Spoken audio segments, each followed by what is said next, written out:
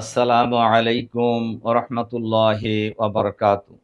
প্রিয় উল্লাপাড়া ও সলঙ্গাবাসী সহ দেশবাসী ভাই ও বোনেরা, আপনাদেরকে জানাই আন্তরিক সালাম ও পবিত্র ঈদ উল আজহার শুভেচ্ছা। ঈদ মোবারক।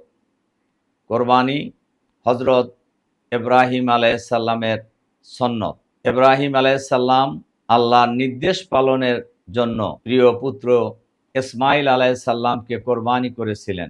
আমরা সবাই মিলে হজরত ইব্রাহিম আলাইহিসসালামের ত্যাগ এবং কোরবানির আদর্শে উজ্জীবিত হয়ে ঈদের আনন্দ ভাগাভাগি করে নিয়ে পরস্পর সকল ভেদাভেদ ভুলে আমাদের প্রিয় উল্লাপাড়া ও সলঙ্গাকে আগামী দিনে সুখী, সমৃদ্ধশালী, চাঁদাবাজ মুক্ত, সন্ত্রাস মুক্ত, নৈরাজ্য মুক্ত, শোষণ মুক্ত, দুর্নীতি মুক্ত, দখলবাজ মুক্ত, আধুনিক, মানবিক উল্লাপাড়া হিসেবে গড়ে তোলার লক্ষ্যে দল, মত, জাতি, বর্ণ, ধর্ম নির্বিশেষে সবাই মিলে ঐক্যবদ্ধ হয়ে এগিয়ে যাই।